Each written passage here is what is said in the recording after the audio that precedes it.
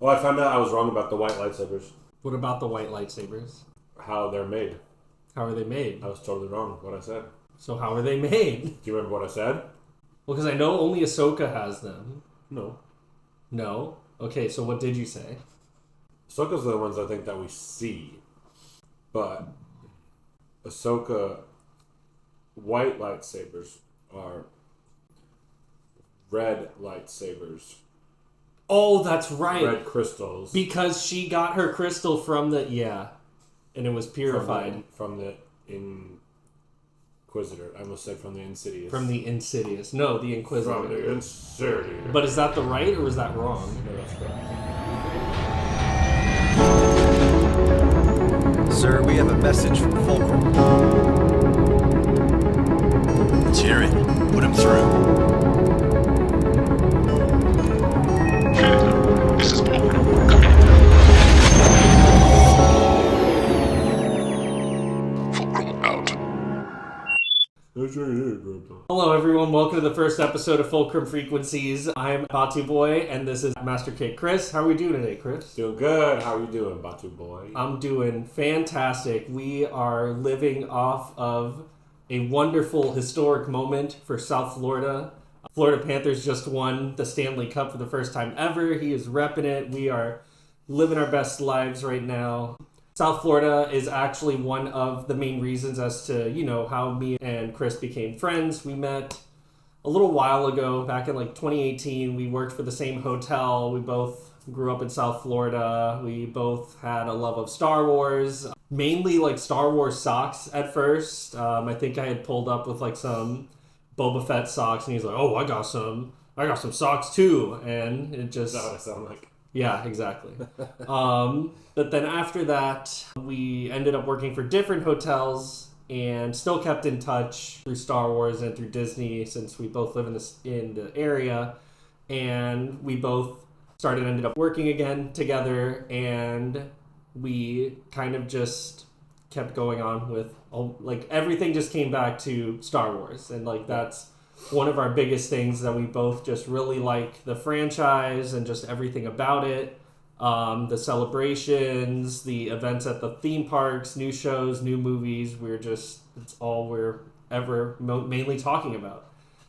So here we are. I figured we talk about it enough, and I feel that it's something that people would want to listen to because, for those that know me and Chris, we are very amicable about all things. We don't argue. We don't disagree on anything, and everything is very amicable. Yeah, definitely. We always agree. And so this is going to be fun because we're just going to agree about all of the things that have to do with Star Wars. Exactly. And we're not going to bring up any sort of loud conversations about what happened in the last episode of The Acolyte. But with that, I figured this episode we could spend going into an introduction of just how we came to Star Wars and just everything around it. So Chris, I'm going to go ahead and start with you. What was your first Star Wars memory? What is the first thing you remember about Star Wars? So I know I watched Star Wars a bunch as a kid, the original trilogy. And then I don't have any set memories of it, but I do remember one of my earlier Star Wars memories was watching episode 1 at home, sitting on the floor in my living room, probably in, middle school maybe, and just watching episode 1. And I vividly remember not only watching it, but playing the video game from episode 1 and literally running through the streets of Naboo with the battle droids around. And so Star Wars is from an early age, something that I enjoyed. As I got further in life, it became a kind of more of a focus for me and more of something that I really, wanted to prioritize and kind of embrace. But yeah, middle school episode 1 is one of the earliest memories that I have. What about you? What's your first Star Wars memory? So funny enough, I actually have my first Star Wars memory here at my apartment, so I'll bring it out to show you.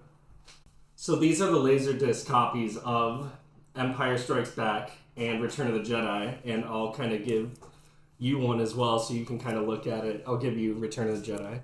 So these are how I watched Star Wars for the very first time. My dad was very big into the Laserdisc craze. He had a lot of different movies like Scarface, Speed, and he also had the Star Wars movies.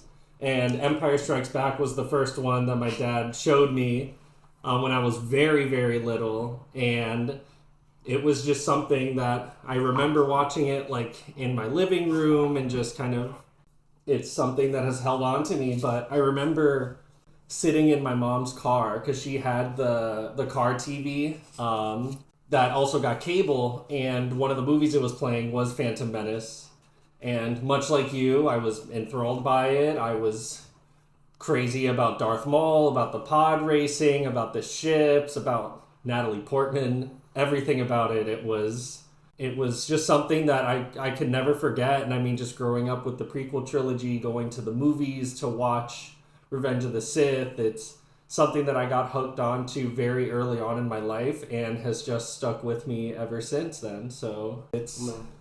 I think, you hear stories about the people who were younger when, 1977, when the first one came out, and how it just kind of blew them away. And I think, to some degree, no matter what movie, if you watch Star Wars when you're young, it's gonna have an impact on you, whether it's if it's the prequels, the sequels, the original. Just if you kind of grew up with one, whether you are a fan of it or not, like the technology that they use and everything really does make an impact. And I think that's what kind of left me like there wasn't any other, like everyone says, oh, I never saw anything like the original Star Wars. But even from like episode 1, like there wasn't anything that really I could compare it to from a movie standpoint. I kind of feel like. Mm-hmm. And I think that way too. I mean, it's something that consistently like breaks ground on either new technologies or new ways of storytelling. I mean, we saw them use miniatures in ways in the original trilogy that nobody had ever done before. And then you look at the prequel trilogy and it's computer-generated special effects that nobody had been using before. Like, I'd say maybe only rivaling, like, Jurassic Park.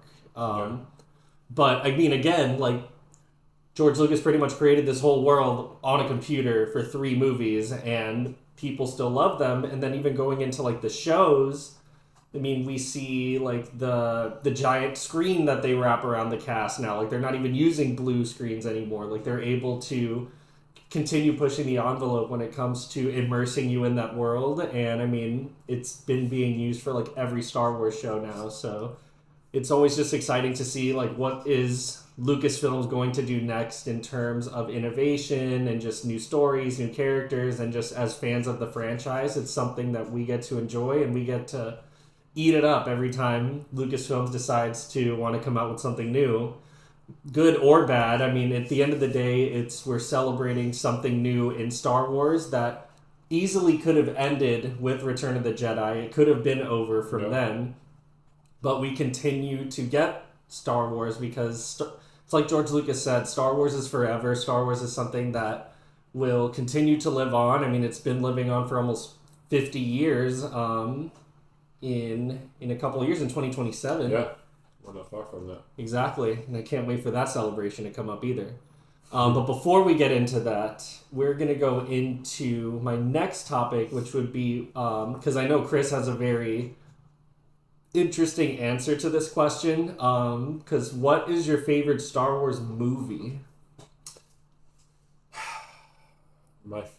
Should I give the boring answer and just say Return of the Jedi? I mean, if that's what you want. I mean, you want to hold your favorite movie in your hand to just show it out. So, yes, I do have an interesting answer. And I know for most people it doesn't count, and it's not real. But if you ask me what my favorite movie is, and I get to answer it how I want to answer it, which I get to because this is our podcast. Correct. You can do whatever you want. It's the Siege of Mandalore, the last 4 episodes of Clone Wars, which I fully understand. There are 4 episodes of a TV show. However, if you watch them back to back, it's basically a movie, which I've done on a movie screen, and it just Wait, you watched them on a movie screen? at Celebration in Anaheim. All 4 episodes? Yep, Oh my we got to god. watch those 4.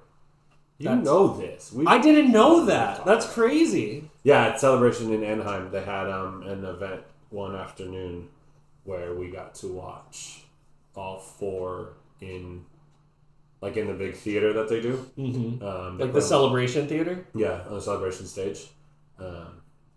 So where we watch all of the trailers and everything, they had them up all 4 episodes.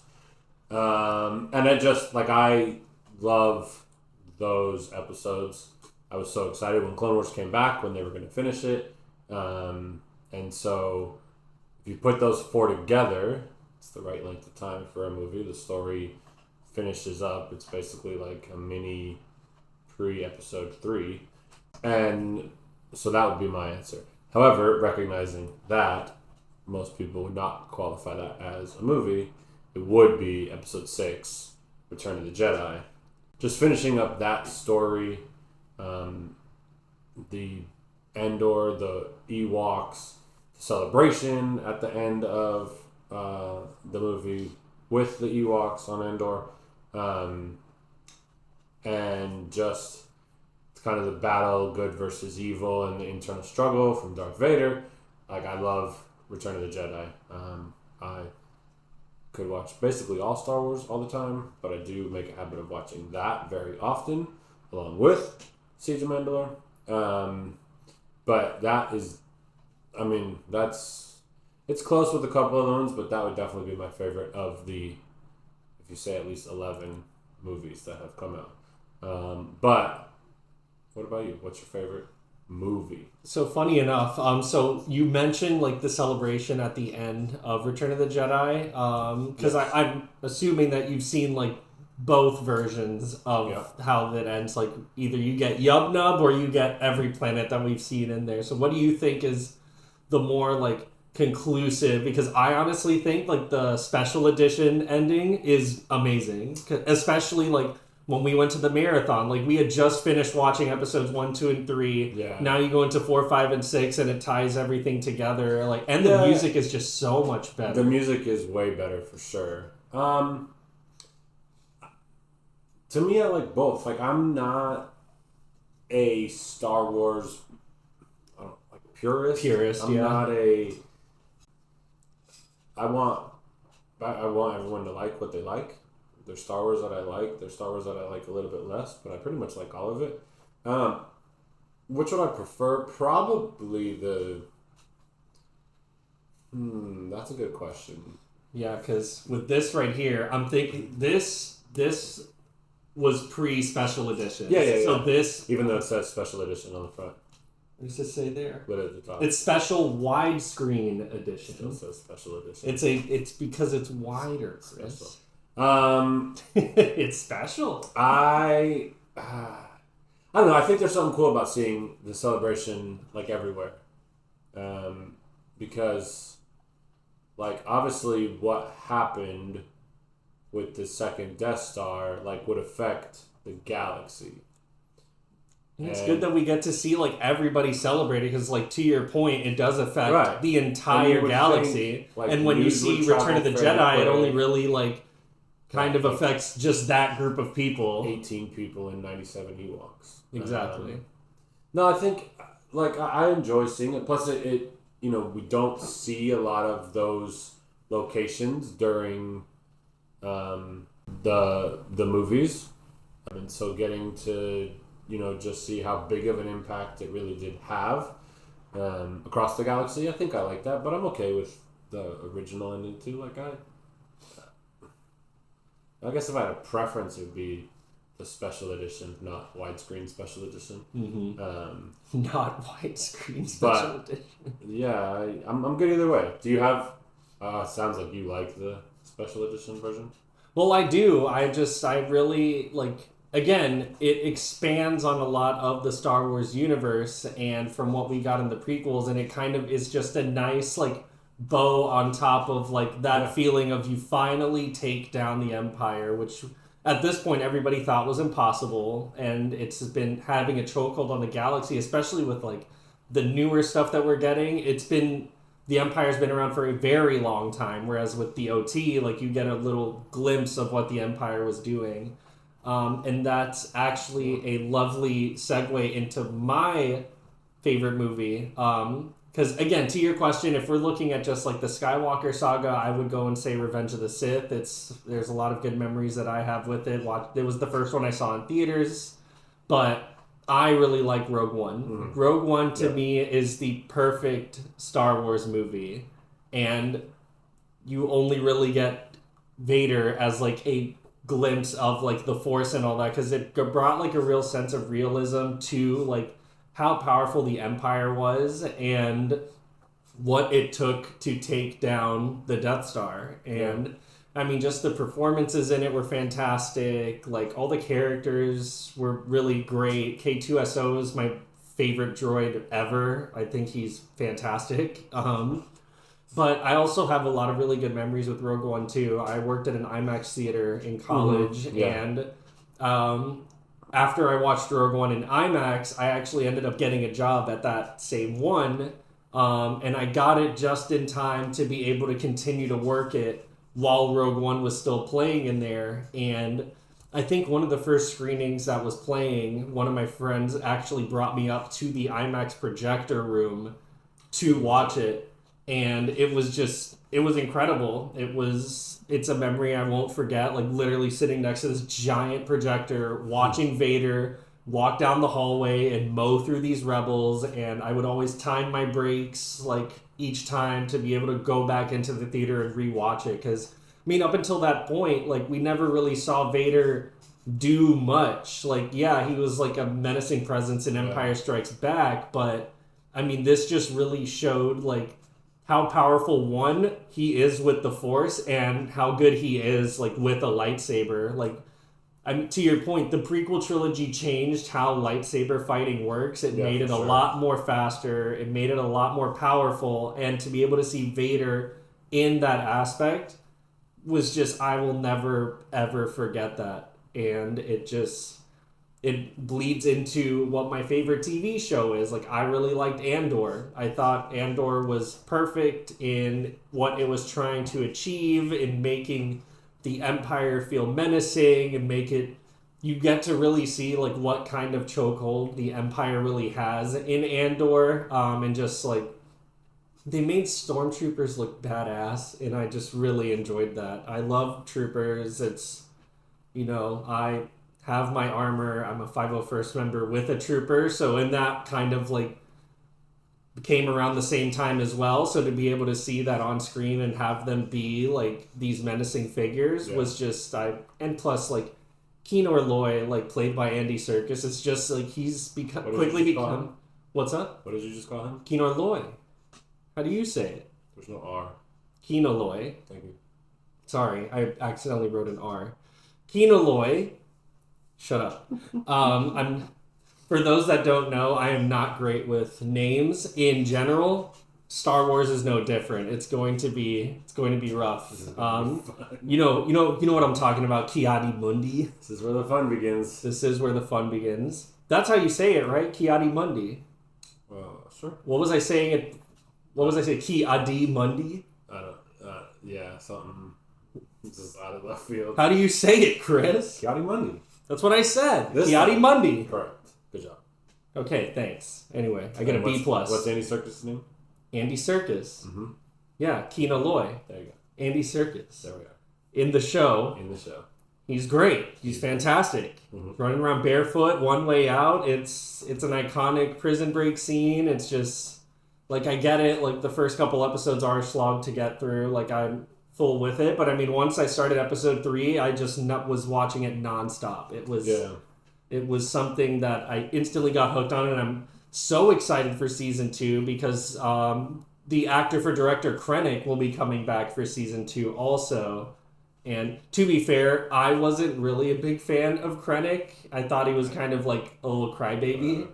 But it's nice that we're starting to get those connections back to Rogue One. Because, I mean, that's what Andor's all about. It's trying to connect it back to this incredible movie. And I'm mainly excited for how Andor and K2 are going to find each other. And because, I mean, in Rogue One, they're already like best friends. Like they already have that sort of partnership. Yeah. So I want to see what like little kooky adventures they go on. I don't know how much we'll get of that, but it'll be interesting. I'm curious what they do. I did like Andor. I don't know if there's ever been a part of Star Wars that I got more hype after or from, or way more excited than when Kino Loy finally kind of gave in to Cassian as the little like leader of the group. When Cassian was trying to find out how many guards were there, and he was always like I'm not gonna answer, or like you can't do it, or I'm not gonna help you, whatever. And then when he finally found out that basically you never got to leave, you just got transferred or killed. And what he said, like never more than 7 or 5 or something like that. Something yeah, like you just see this breaking point when he, in like, Kino. switched. I remember just being like, "Oh my god, I cannot wait for next week's episode." Yeah, like that was one of the most excited I've been for, like the next episode of something in Star Wars. To be fair, this ending for Acolyte was it's a pretty big cliffhanger too. Yeah, I mean, I know, but I'm excited for that too. But to your point, like after seeing that breaking point in Kino, I was hyped for, because we knew like right there and then, like this next episode is going to be the prison break. It's gonna be jarring. We got a wonderful monologue from Andy Serkis. Never more than 12. That's what it was. Never more than 12. Never more than 12. All right. Well then, that is a good segue into the what's that? I'm gonna watch. Yeah. Didn't you just rewatch it? I'm in the middle of watching Andor. I kind of stopped like for the last 3 days. So they just finished the like heist. Or were they going like where they see this? and- They with see the like the eye- stars with coming the out. eye, And, yeah, the eye, and so that actually Cassian just got arrested and sentenced to, I think it's like 6 years or something. Yeah, when he's there like on the beach. Yeah. So that was the last episode that I watched a couple days ago.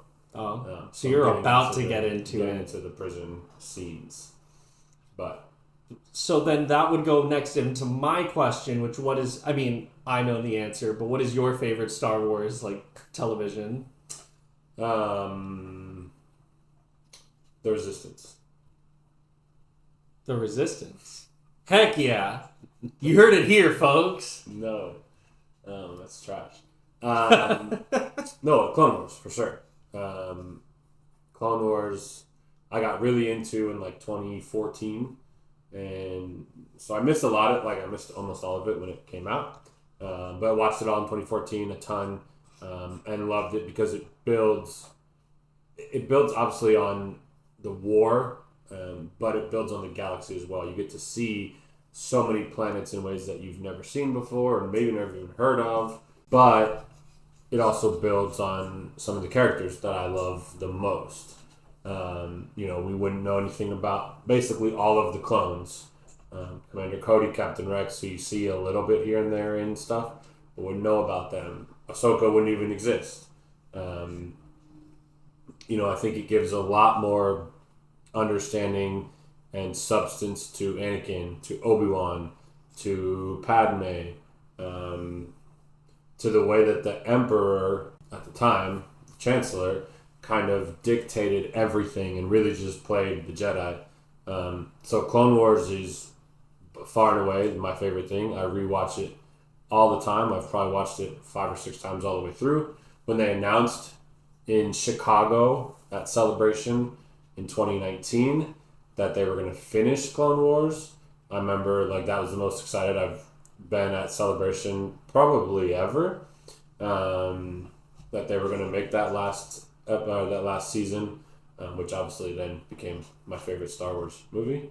So Clone Wars for me is far and away the best Star Wars that exists. Which you haven't watched all of it, have you? What, all of Clone Wars? Have you watched all of Clone Wars? Yeah, of course I did. Oh, you haven't watched all the Bad Batch, right? No, Bad Batch I've been slacking. I just started season 3. So I need to finish it, but it's hard when June 2024, just for reference, in case anyone watches correct. This long in the future. It's June 2024. Bad Batch season 3 ended months ago. Yeah. No, I'm aware. And it's been tough. There's a whole bunch of stuff that's come out, and I've just, Tales of the Empire came out, and then the Acolyte is out. 18 minutes really took away from your time of watching Bad Batch. Yeah, it sure did. Mm-hmm. I remember literally at Celebration when we were at the Bad Batch panel, and they showed like the scene of Tech dying. And I was literally like, the screen went to black, and I turned to Chris and I just went, "What?" Yeah, because he hadn't watched. No, I had not finished. I literally just rewatched it, or just watched season 2. And I mean, it was still like, it still sucks when you watch Tech like die. Yeah. So, but I mean, just watching it there when D. Bradley Baker was just, it was fun. It was like dead quiet, and you just hear me go, "What?" It was so funny. But I mean, again, like, I love Bad Batch too. Like, it brought a lot more depth to the clones. It gave them finally just like something just outside of what D. Bradley Baker was doing in Clone Wars. It was also a huge challenge for D. Bradley Baker. I could not imagine trying to come up with 5 voices and have them all be distinct, all trying to talk to each other, and being able to take Omega seriously in any way, shape, or form. But yeah, here we are. But going into, speaking of interesting characters, who would you say is... And again, I thought I knew the answer to this, but apparently Chris has a different mindset as to what his favorite Star Wars character is. But I'll go ahead and let him answer that, because a lot of people who we knew thought it was one person, but it turns out it's somebody else. My favorite Star Wars character is Kit Fisto. Yeah.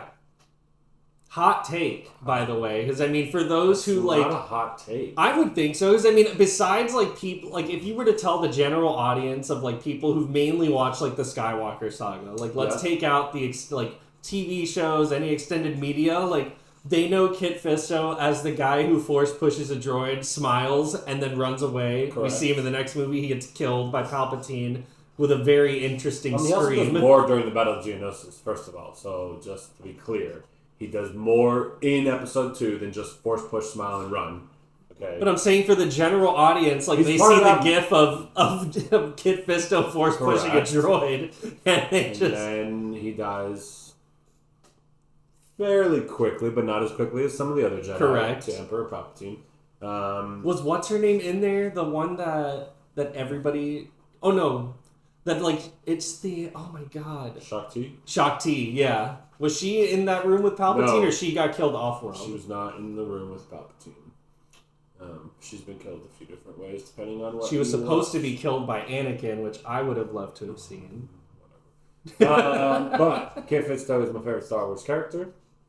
That is due to Star Wars Weekends, which is something that we will talk about in a future episode. But Kit Fisto is definitely my favorite Star Wars character. We get to see, not as much as I would love, but a bunch more of him in Clone Wars, which, again, helped further my appreciation for Jedi Master Kit Fisto. Hence, why it shouldn't really be surprising, because if you think of what my YouTube name is, it's literally based on that. And his icon in the lower right corner of the screen. Correct. Down there, maybe. Yeah. It is, yes, it is. Kit Fisto is my favorite Star Wars character. I just love how he is. I love the Jedi, even though they're foolish in some ways. But I just think, first of all, I mean, it's iconic. Like, I don't know if we ever see any of the Jedi smile ever. Like, Celebration on Naboo, Celebration on Endor, Luke smiles some, but like the Council, never. But he's really excited to do that Force push, which is awesome. I also don't know if he dies. I think he gets knocked down by the 10th Emperor. We never really see him die, so I think he could still be alive. Just saying. You could say the same about Mace Windu. I have thoughts about that as well. But Clone Wars, a lot of the things that he did, taking on Grievous, fighting with the Quarren, a lot of different things that he did has become, since Star Wars Weekends, my favorite character. Not, as I think many people would think, Ahsoka Tano. Yeah, because that's who I thought it was. I mean, Ahsoka is my second favorite character, which is part of the reason for the name Fulcrum Frequencies, because Ahsoka does go by that in Rebels, and at the end of Clone Wars, at the beginning of the Siege of Mandalore. But I love Ahsoka. I absolutely, definitely my second favorite character. And that's probably a more common one that people would not be that surprised about and would expect. However, it is Kit Fisto for me. And I know yours, but the audience doesn't all know yours. So who is your favorite character and why? My favorite character, without a doubt, is Darth Vader. I know it's a basic answer, but I mean, we're still talking about Vader after all of this time. His story is the most relevant in Star Wars. Like, we continue to bring everything back to Anakin Skywalker and Darth Vader. I mean, I've loved him since I watched him in Empire. I thought he was the coolest thing I've ever seen as a kid. I dressed up as him countless times during Halloween. It was funny enough, so during Revenge of the Sith, they had come out with a voice-changing helmet for Darth Vader, and I just remember telling my dad, like, I need this helmet. I want it so badly. And he was kind of just throwing it wayside, like, we can't, like, no, we're not doing that right now. Classic. And I just remember taking a nap and then waking up to the sounds of Vader breathing, and I thought I was still dreaming or whatever. I thought this was, I'm still in that state. But I see my dad fiddling with the buttons on the console, like turning all the sounds on, and he was like, "Oh, well, here you go, Puppo. Like, here it is. Let's get you all set up for your Halloween costume." And I just remember, like, I never stopped. Like, I think I was Jango Fett once. Like, I really like the Mandalorians and the Bounty Hunter. Like, on my unboxing video for the Mando helmet, I was so excited. I love them, but Vader consistently, and like / Anakin Skywalker, are consistently my favorite characters. Like, I really liked them in the prequels. I loved them even more when Chris told me to watch Clone Wars. I think Matt Lanter has done a fantastic job to flesh out the character and, make him more likable, because to a lot of general audiences, like, Anakin is this whiny crybaby, which is, I think, a reason why I love Kylo Ren so much too. But honestly, like, it's Anakin continues to show up and continues to steal screen time whenever he's on as Anakin or Vader. He just, like, Tales of the Empire, he shows up in one episode, he's there for 2 minutes, doesn't say a word, and it was the best part of the entire series. Like, it was, he is infectious whenever he's on screen. He's proceeded, like, he has come out of the Star Wars bubble and has, like, become a pop culture icon, and I love him so much.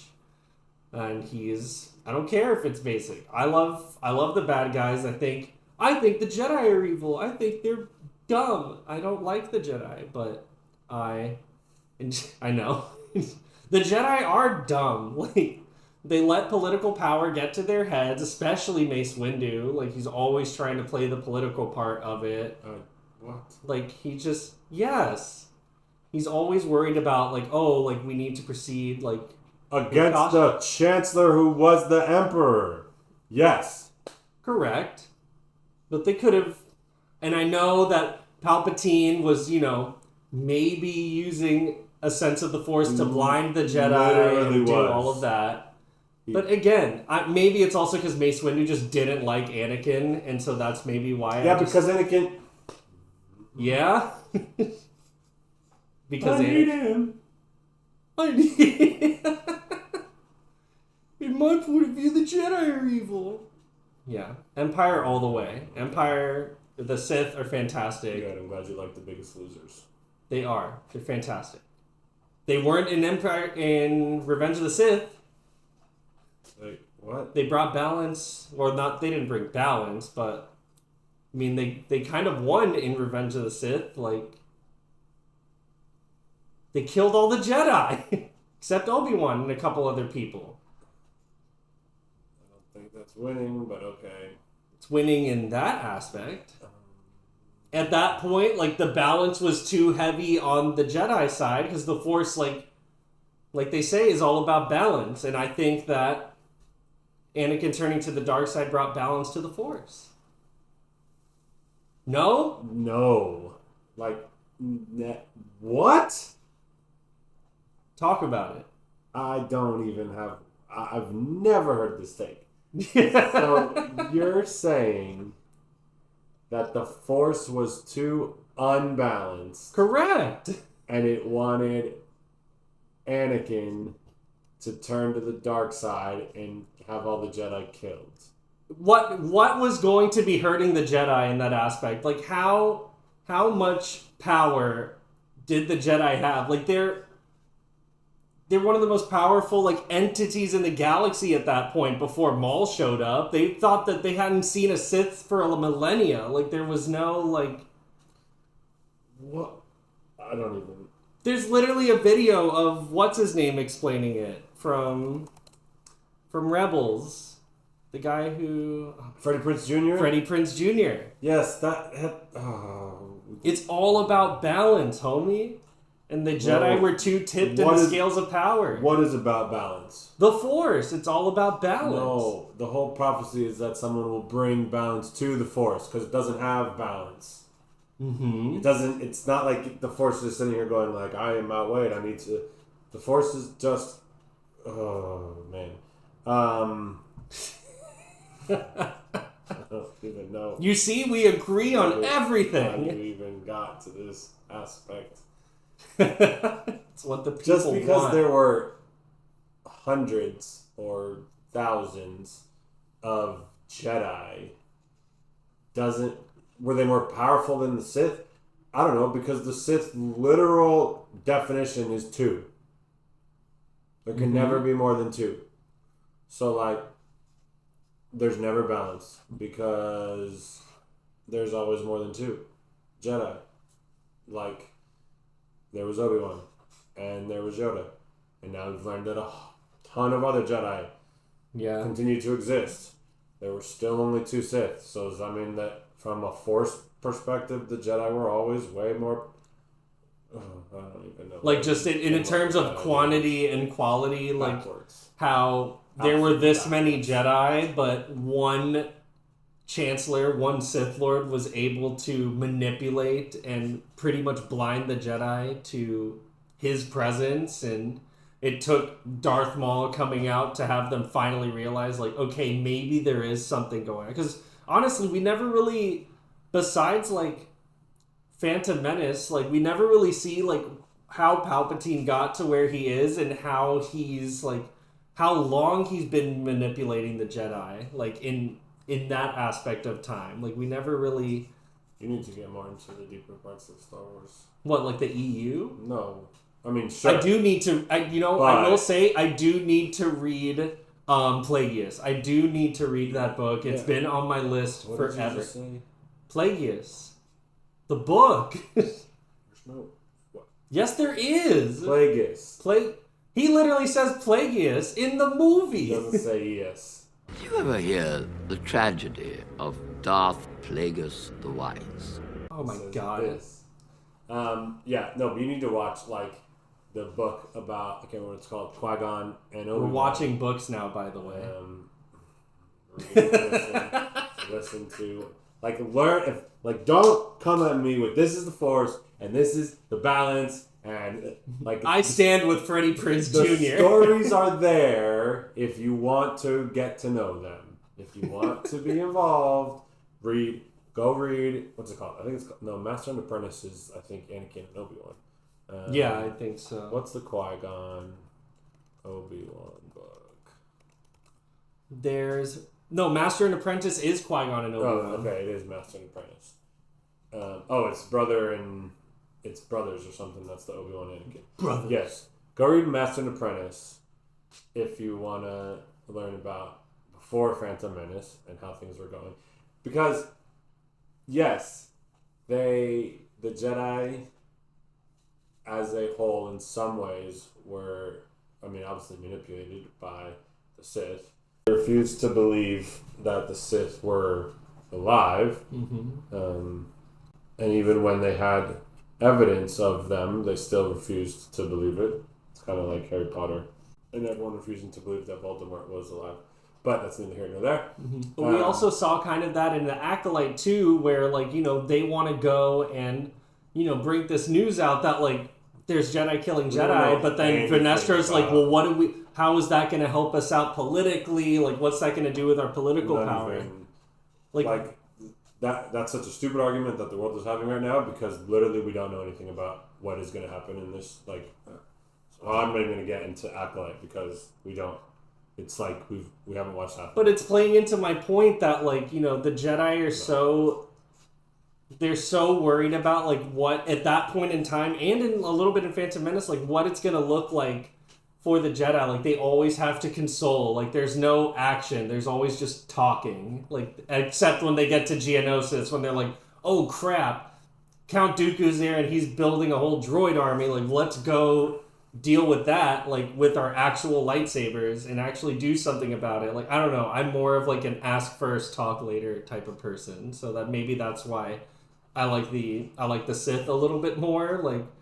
Of course I'd want to go and follow Darth Maul on a speeder and jump up in the air and start having a cool little lightsaber duel with Qui-Gon Jinn in the middle of the desert. Let's not talk, let's use our fists, let's go use some lightsabers, let's get some action on screen. And just kill everyone. Yeah. Yeah. Including the younglings. That's the way to go. It's great. Yeah. It was one of the biggest crowd reactions when we went to the marathon when the younglings... It was great. That was a highlight of the marathon for sure. It was so funny. That and just everyone reacting to the... Cannot believe. The relationships between... What? Nothing. Keep going. The relationships between Anakin and Padme in episode 2, when they're literally just talking and some of the things that Anakin says are some of the funniest things ever, and just hearing people out loud in the theater going, what? This is what he would because after up until that point I had not seen Attack of the Clones for almost 4 years. So when I saw it then I was because You forgot what happened in 4 years? No, I just forgot just how awkward Anakin is. And to his point, that's why I watched Clone Wars. Hayden Christensen is a kid out of high school in that movie. So Clone Wars. Exactly. Everyone should watch Clone Wars. I'm probably rewatch Clone Wars, I'll watch it around the same time I watch Bad Batch Season 3. I am rewatching Clone Wars. And Andor. Yeah. And Acolyte, because it's actively happening. As you should. So, one other aspect of our relationship, and that I think fueled a lot of it, was Celebration. Celebration being this, used to be annually, now it's biannually for Japan. No, it didn't. Or was it always biannual? No, it's changed. How? It was in 2017, and then it wasn't again until 2019, and then it was supposed to be in 2020. It's not consistent. Yeah. It's every 1 or 2 years. It's exactly. Always 2 there are.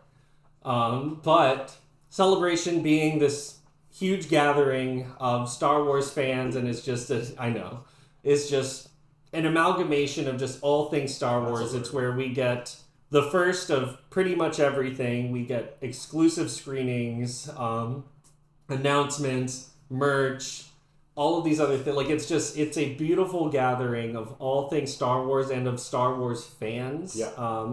that we really like. Yes, you get those in like other conventions, but I feel like it gets kind of mixed in with like other fandoms, whereas Celebration, everybody is coming together for the same thing, and it's Star Wars, and it's a beautiful thing that I got to experience last year for the first time, but Chris has done it a lot more often than I have, and he went to Anaheim for their celebration, and I remember getting text messages and Snapchats from him every single day. Yep. For new panels. I remember him sending me the Baby Yoda video, and when he got to go watch Obi-Wan before everybody, and he was just like, we're doing it, we're going to Celebration, we're going to go to it, whatever it is next year, we're going to go and do it, and they announce it's in Europe. And we're like, okay. And we did. And that's the thing, that we did. We find a way to get to Celebration, and I think that's one of the most exciting parts is, like, once you buy the ticket, like, you're set. Because you already secured it. You're like, great, I have a ticket to Celebration. How the heck am I going to get there? And ever since I did in Europe, I want to go to every single one after that. It has quickly become something that I anticipate every year. As soon as we buy that ticket, the hype just continues to rise, and it's amazing. And it's something that I hope like platforms like this, or like our Instagram pages or our YouTubes, that we get to be able to show just how cool Celebration is, so that we can all celebrate it together and celebrate this lovely franchise that we've all grown to love. And I just wanted to just ask, like, what do you think your favorite memory from Celebration was? From any of them. Just, I would say, like, whether it was, like, you know, your first, like, what I like to call celebration moment, just kind of like the unexpected. But I mean, Celebration has somewhat evolved for me over the last... I mean, my first Celebration was in 2015, so it's now been 9 years. And I've been to Anaheim, Chicago, Anaheim, London 4? Is that right? Yeah, this one will be your fifth. This will be my fifth, yeah, in Japan. I don't know, like I talked about, like, when they announced that Clone Wars was coming back, obviously that was a huge moment for me that I remember. But there's a lot that really stand out. I remember we were in line in Chicago to go into the show floor, and while we were in line waiting and the panel was happening, which was for the trailer. They showed the trailer for episode 9 for the first time, and I remember being in line and you're in this huge convention hall, and it's like being at Disney where the line just like wraps up and back and up and back, and so like it's down and back to just filled, but you're surrounded by Star Wars fans because you're just going up and back, and everyone's like on their phone watching the live stream of this trailer, and just how awesome of a moment that was really the first time that I was like, oh, this is like the energy and the excitement at Celebration. So those are two that stand out from especially like the earlier celebrations. Those were both in Chicago.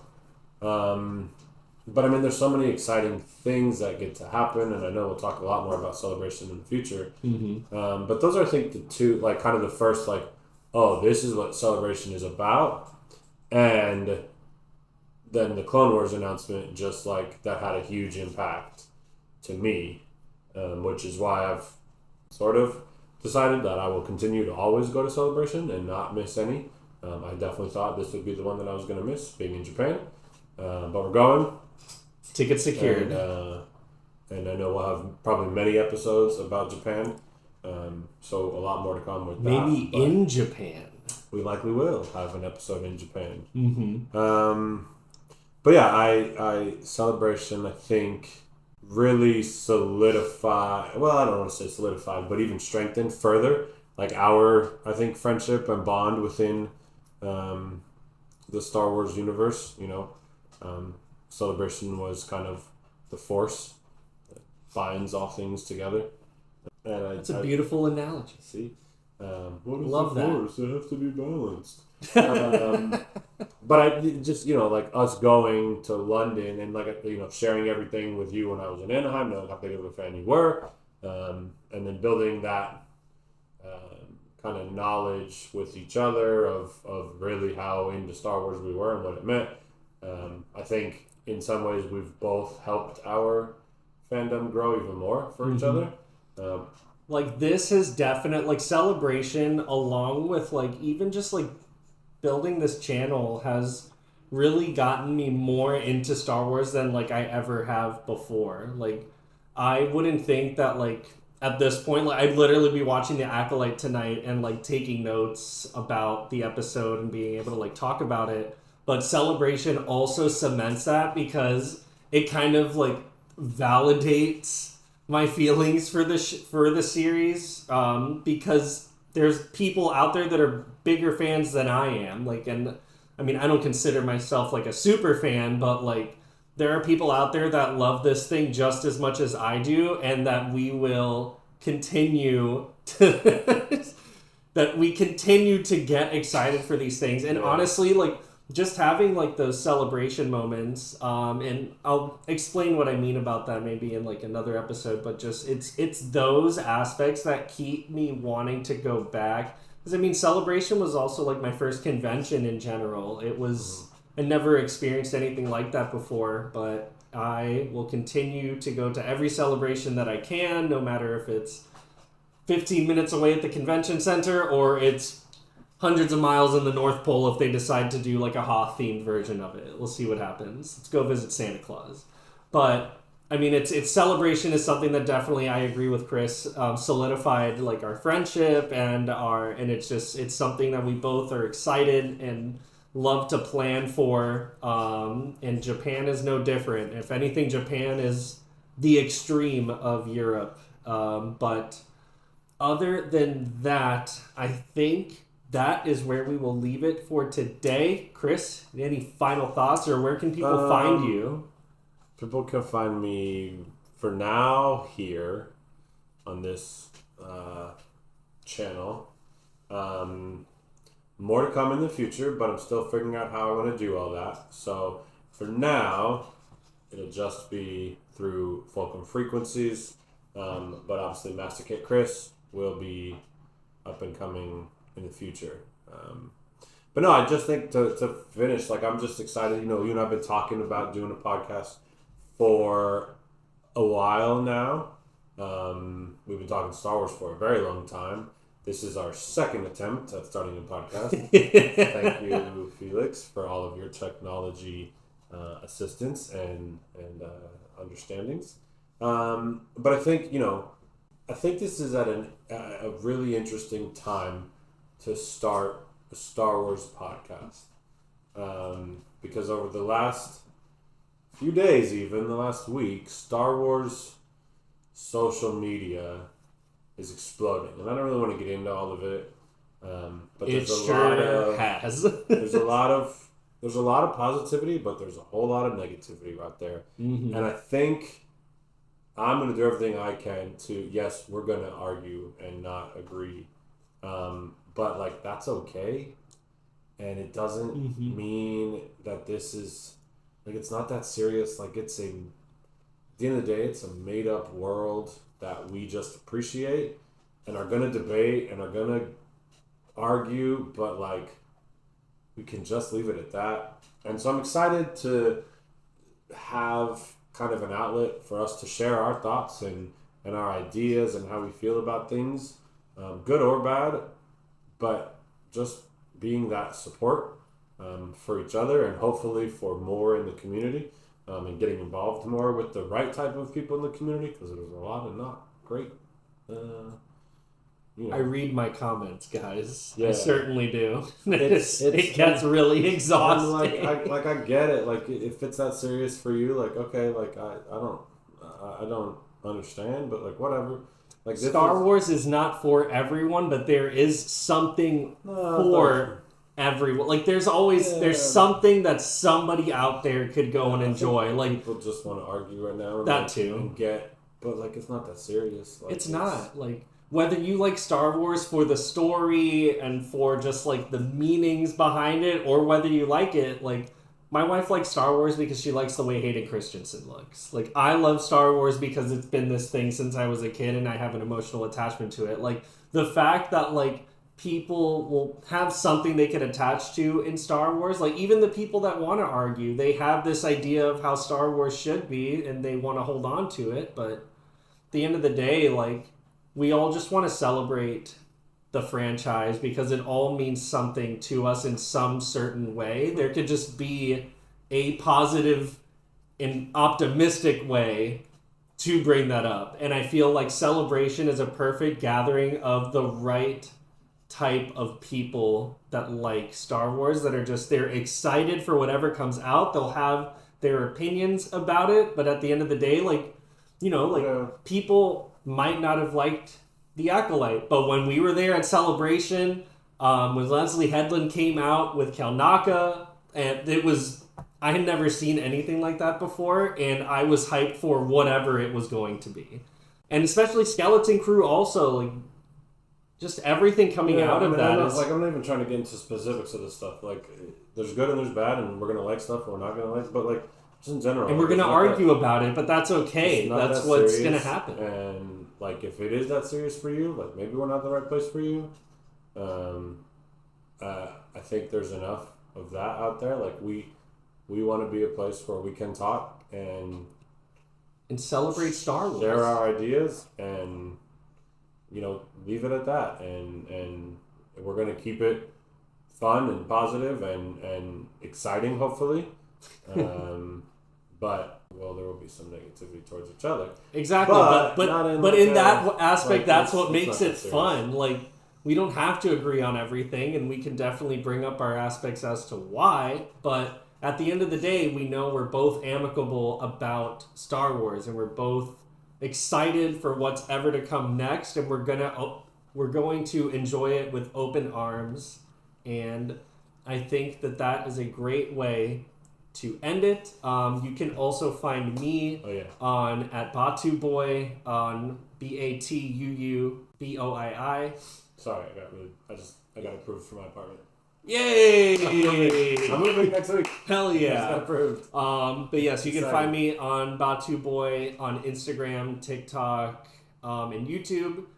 And I post constantly, so if you are into Star Wars stuff, you can go and check that channel out. But until then, we will see you at the next one, and may the Force be with you.